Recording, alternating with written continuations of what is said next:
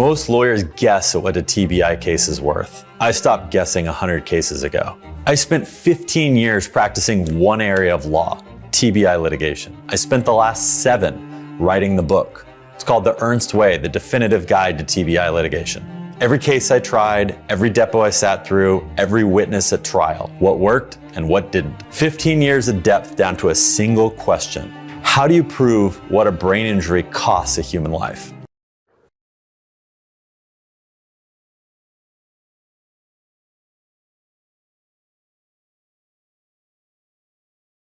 You have a credibility issue. It's the reason the defense always calls their clients liars. Is like what they're doing is they're giving a mechanism for the jury to say you have a credibility problem. Like that's it. And they're just giving an outlet for it. And whether it's anxiety, depression, malingering, faking it, alcohol, cigarettes, drugs, divorce, difficult home life. Do you see how they all are similar? The reason they're all similar is because exactly that. It's like, it goes to this. Would you want to give someone $10 million if they have a history of meth? No. Why? You think they're going to go spend it on drugs. All of those different categories are really this problem. And when you say, I don't have the stories, or I don't have that much treatment, or I don't have the stuff to defeat those, it's a this problem.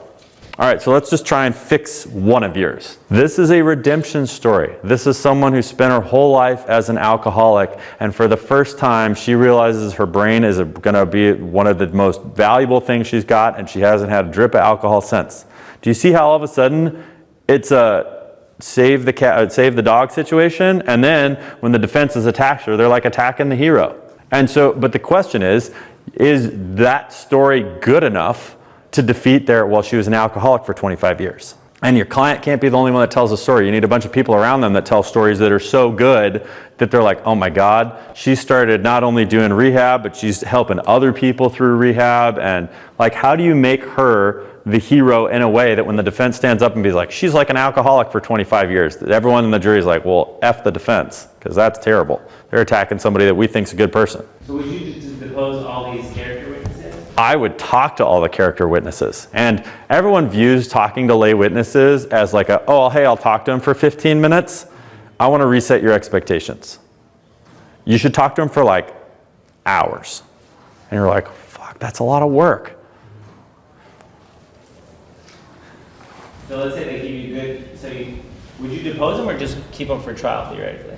You want to talk to them and figure out what they say. Because if you're just deposing them, you're doing Hail Mary on second down, being like, I hope they say good stuff. You need to understand and the prep that goes into those witnesses is very high. And you need to tell them, hey, I want to tell the truth. Do not try and change them in any way. But they will have stories about your client that if your client really is the person you think they are, they will have them. You just don't know them yet. And the other thing is if she's got 25 years of alcohol and then a bunch of lesions, your objective test isn't as good as you think it is. Because they're going to say, oh, it's because of all her alcohol. And you're going to say, oh, it's from the incident. And you're just doing a bare knuckle boxing match over a credibility fight that you don't realize is a credibility fight. Does that make sense? And you're like, oh, it's a good case because we got positive finding. The reason people think CT scans and MRIs are so good in brain injury cases is they make this fight easy. Where most of the time this fight isn't easy. It's a complicated fight and there's a lot of issues and you need to get out in front of it and have so much evidence in a way. Like we had the San Francisco case where we sued the city and had the giant life care plan and they eventually were like, okay, go away, we'll pay you.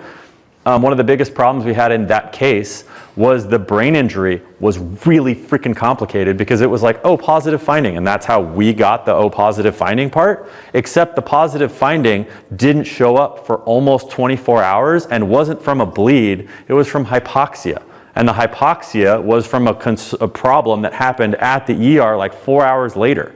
And so then we're like, oh, is this going to be this whole medical negligence fight? And like, are we going to have to depose the nurses and all the monitoring and like all the hypoxia? And if it's not from the incident, but from the hospital, is it reasonably foreseeable that there's medical malpractice? Like it became a giant freaking problem because we thought easy, positive finding. And then we get in the weeds and we're looking at the finding and it's like not that at all. You need to find out what they're going to say. And then once you know what they're going to say, then you can make the decisions because it depends if you're trying to settle the case or try it. If you want to get them to give you a good offer, they need to know about it. Let's raise the bar together. I'm Taylor Ernst. Thanks for watching.